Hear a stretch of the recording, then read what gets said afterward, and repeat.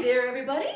I thought I would do a video. I was gonna maybe channel today, but I'm not in the mood. I'm just too emotionally overwhelmed.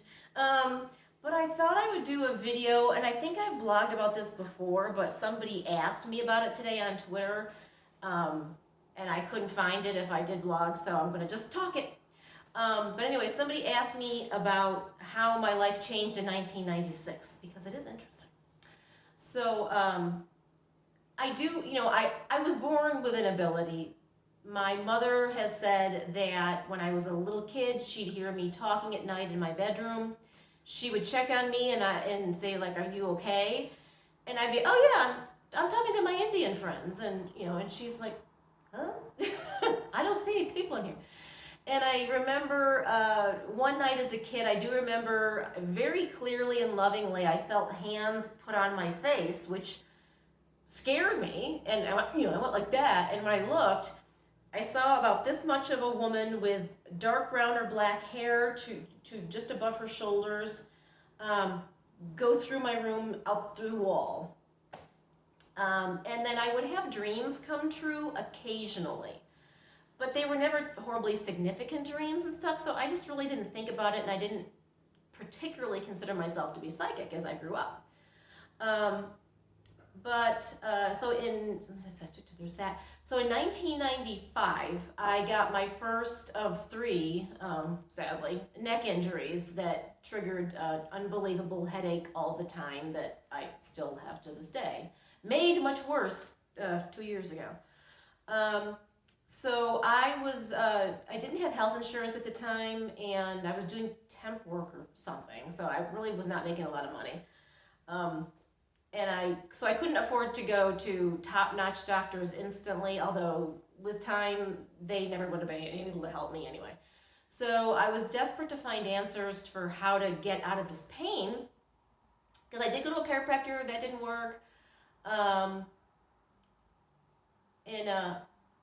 So I had coffee one day with a friend, and she mentioned this chiropractor in Los Angeles, actually West Hollywood, who worked a little differently. And she just said he's special. She didn't really give me a lot of details. She just said he's special. And I took down his name and number or something, and I took it like with, well, yeah, but I can't waste money on stuff, and I'm not making tons of money right now. So it was days later, I was at home, and I kind of forgot about it. And days later, I'm home, and at the time in Los Angeles, there was every Sunday night at 9 o'clock, there was a radio program on about all kinds of interesting alternative healing things and nutrition and diets and all that holistic stuff. And every week, I kept meaning to listen to this radio show, and every week I would forget. Well, I was about to forget again on a Sunday night at 8:59 when, boom, pops into my head, the radio. So clearly now it was spirit talking to me then, and I didn't quite get that initially. But the radio show. So I go, turn the radio on, and the host announces his guest of the evening, who was Eric Scott Pearl, a chiropractor who has interesting things happen. And I'm like, that's the guy she told me to go to. And I go, okay, that's kind of weird. And Eric, I swear to God, Eric talked for 30 seconds, if that, maybe a minute. And I felt like I have to go to him. I have to go to this man. I don't care if I can't afford it, I have to go to this man. It was this overwhelming urge. And then my reality hit in where, when I found out what he was charging at the time, I'm like, oh, I can't really afford that for something that might not help. I don't know, And it just, spirit, in retrospect, just wouldn't get off my back. They're like, you gotta go. So finally, I just felt like I feel obsessed. I have to go see this man. So I booked 3 sessions with him. And I don't know if he still does this. He probably does. But at the time, this was in 96 by then. So I was injured in October 95. This was now August 96. He liked to work in 3 times in a row. he found that to be more effective than just random or, one time. So we booked 3 days, and it's funny now, but I remember, Eric was, Eric didn't give away really anything. He kind of was closed-lipped, and he said, whatever happens during the session, he said, I don't want you to hold anything in, don't hold back, just go with whatever you experience. And I'm like, okay, and I meant it. I'm an agreeable patient. So he starts he starts moving his hands over me. I'm laying on the table, he's moving his hands over me, and it happened really fast, actually. It was almost instantaneous. And all I can say is I experienced bliss. That mystical bliss you hear like yogis and stuff talk about, or what dead people who've died and come back talk about. I experienced it. From the depths of my being, I was bubbling up with total bliss and glee and overwhelming joy. I mean, to be honest, I can't put it into language that's going to be appropriate. It's beyond language. And so what happened is it started to make me giggle. From the depths of my being, I started this uncontrollable giggling. But the conscious me was like, I don't want Eric to think I'm laughing at what he's doing, so I have to hold it. I shouldn't laugh. This is inappropriate. So I'm I'm trying, I'm holding it in the best I could, but it was hard, and some might have slipped out occasionally. I can't really remember now. I think I held it in pretty good, actually, because when we got to the end of the session, Eric was annoyed at me when he was taking notes over. He took notes about what I experienced, and I carefully mentioned to him that I go, well, I felt this bliss giggling thing and I go, but I held it in because he's like, I told you don't hold stuff in. Why did you hold it in? I go, well, I didn't want you to think I'm mocking you or something. So I didn't know. But so anyway, but it was awesome. So he was annoyed, but it was awesome. So the session started off, keeping in mind this was a lot of years, 24 years ago now. So the giggling and stuff like that, and then so during the first session, that was probably maybe the most dramatic. Well, no, I don't know. That was pretty dramatic, but during at least session 1 and 2, what I would experience is I would feel hands touching me where Eric was not even standing. Like I would feel someone with hands on my feet, and I thought it was Eric, and I'd peek, and Eric's at my head, or vice versa. So I would feel hands touch me that weren't his. I felt wind. I felt, a lot of wind. My eyes kept fluttering uncontrollably. My eyes were just going, which he says is common, actually. Kind of like one of the coolest things was I felt like I was inside my physical body. Well, you are. Inside my physical body, and then I was spiraling around inside my shell. I'll say this is a shell. So the real me was inside spiraling, not like chakras supposedly go, like that way or whatever, but this was like I was spiraling this way, all of me at once inside my own body. It was the weirdest, coolest sensation. I had vision, during those first 2 sessions, I had some visions. I remember seeing eyeballs, like eyes flying at my face, with my eyes closed. I'm seeing eyes come at me. God, I'm forgetting a lot of the things I experienced now. I know a lot of people would see a parrot, either a parrot or some kind of a bird named George. I don't remember if I saw George or not. Did I see George? It's a blur, but there was just a lot of physical sensations and wind and light. Oh, it would get really bright in the room. I mean, like a spotlight is in my face and then go away and stuff. And so I'm thinking, well, this is pretty darn cool. This is not regular chiropractic. This is very cool. But I'm still thinking at that point, I was still the me that I knew as being me up till then. And I had, I'd gone there for the headache, which interestingly enough did not respond, but I have my theories now why it didn't respond. It's a huge karmic thing and it's really complicated. But I had 2 other health issues that I really wasn't even thinking about that day. They were just chronic things. And both were totally improved immediately on the first visit. So this is a little personal, but I hadn't had a period in, I think, 15 years. It was way over 10 years. I want to say probably 15 years. 28 days to the day after that first session, I got a period. I had a good-sized lump in my breast, and within 3 days, it shrank by 2/3. It shrank dramatically within 3 days. So those were good, physical health side effects that I wasn't even thinking about that happened after the first visit. Now, I don't remember if it was visit 2 or 3. It was probably 3, because 3 was the biggie. But anyway, it doesn't really matter. On the 3rd session, I remember Eric said, at the end of it, when we were going over notes, he said that this section of my body, he says there's something going on there. And he couldn't quite figure it out, but he kept being drawn to this area right here. That's going to become important.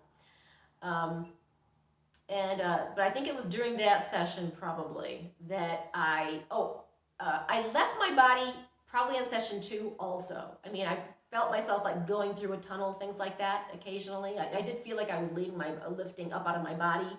On the first session, actually, I felt myself lift up out of my body. But I would kind of like partially go through tunnels and then not really see anything or whatever. But it was, I want to say, the 3rd session, I went through a tunnel and I was plopped out into the middle of the universe somewhere. I just remember floating in space.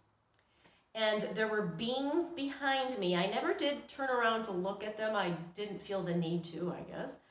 And we were talking telepathically. And so, I'm out there going like, wow, where am I, kind of thing. And they showed me a star cluster, gazillions of light years ahead. And I took one look at the star cluster and I became hysterical with homesickness like I have never felt in my life, probably never will feel again. I cannot put it into words, and it makes me want to cry again even thinking about it. It was soul-wrenching homesickness.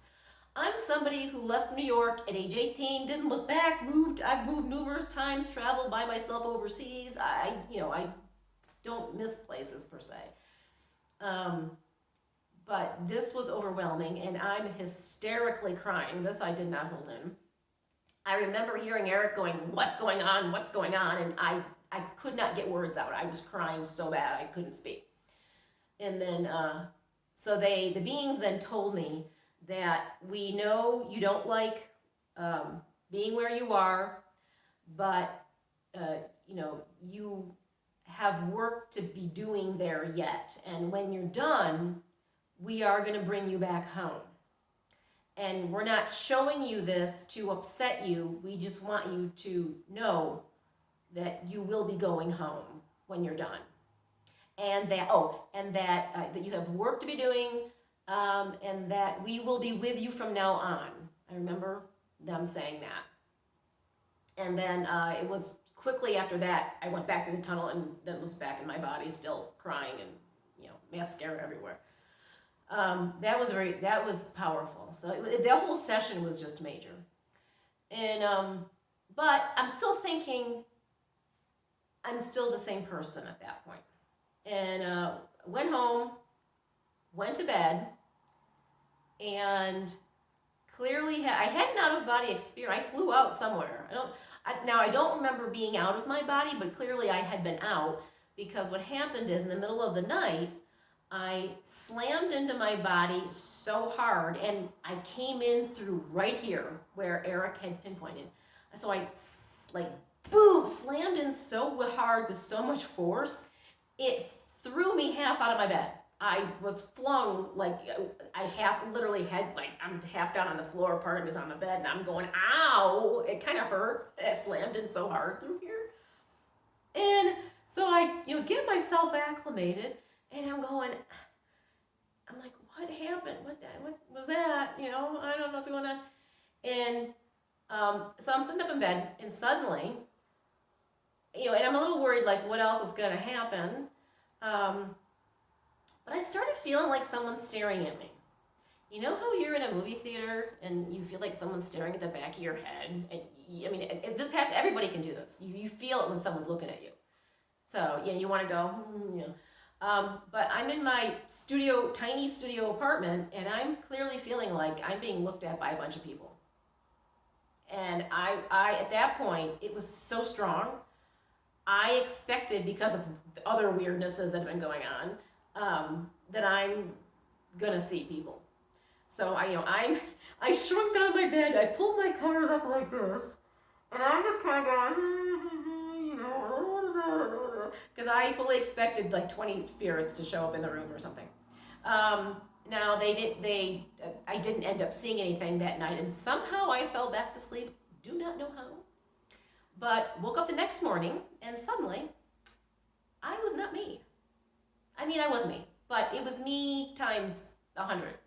So the only way that I can explain it is I think those sessions with Eric, and then we did have some random follow-up sessions over the next 2 years or so. When he had time, he would call me in and say, hey, let's go play. Because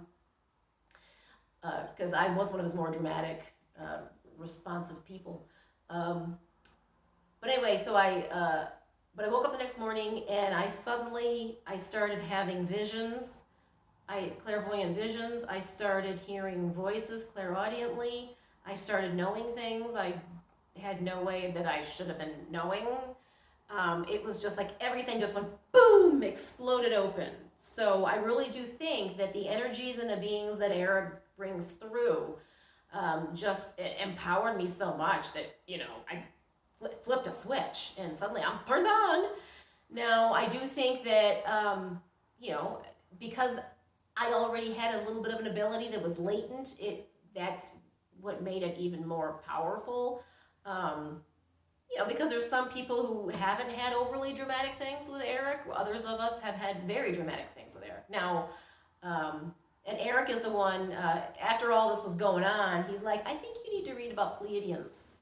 Because I had never heard of Pleiadians at the time. And he told me, Bringers of the Dawn. He says, read Bringers of the Dawn. And I could not put that book down. I was freaking fascinated.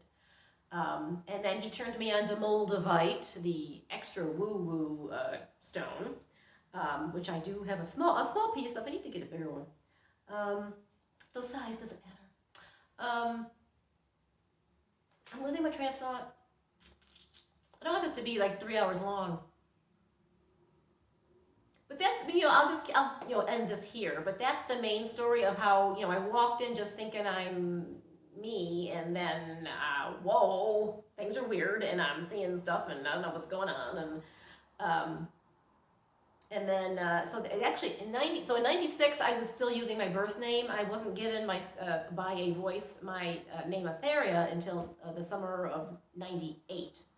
98 was a weird year, too. Yeah, 98, that's a big year. That's when Taos showed up. That's numerous things. I was given my name, which I finally accepted in early 99. And I didn't start channeling. So I was definitely mediumistic from that point on. Didn't start channeling until 2000 during a hypnotic, and I'm not going to go into all that right now, but I had a hypnotic past life regression, and in the middle of it, I was suddenly pushed out of my body. These two different groups of beings started speaking through me. The poor guy who was my practitioner didn't know what to do. He was new. I was like, he was practicing on me, so he's like, I don't know what to do. But I'll just be quick. Those two groups of beings, so this was in the year 2000. So they told me in 12 years, they didn't say 2012, but they said in 12 years, your true work is going to become important. They had said that I used to live on Lemuria, that what they say, so my true work was going to be important, that I lived on Mu. I'm forgetting stuff now, but it was, but that was really fascinating because that was the first real time when the me that I know is me, my personality, my thoughts, everything about me was out of my body next to myself, and I had absolutely zero control over my body. I'm helpless over here, wanting to like ask questions and interject, kind of like Horseshack on Welcome Back, Kotter, going, ooh, you know, I had all these questions I wanted to ask them, but they wouldn't let me do anything. But that was fascinating, really being me, but not within my body was really cool. And that is what it's like when you're dead. You know, the you that is you. You just don't have the physical body anymore, and you've got the same personality and everything else. And you know, so it brought me a lot of peace. Actually, I don't fear being dead at all. I do fear how I get dead. That's I hope it's not painful. I hope it's not. There's no suffering and it's quick and that kind of thing. But I'm not afraid of being out of my body at all. So. And there are no calories on the other side. Actually, I'm going to mention this. A friend of mine who passed away a few years ago, when she came through in spirit via another medium actually reading me, she was somebody who in life loved to take vacations. And this is when I knew it was really Susan, because one of the things she said to the medium to tell me was, she's like, this is like, being dead is like being on a permanent vacation. It's awesome. So that let me know that's her. That's and there were a couple other things that I knew that it was Susan. But anyway, this is going on too long, and I need to drink some water. And take care, everybody. Stay safe out there, and hopefully the entire country can exhale soon. Yay!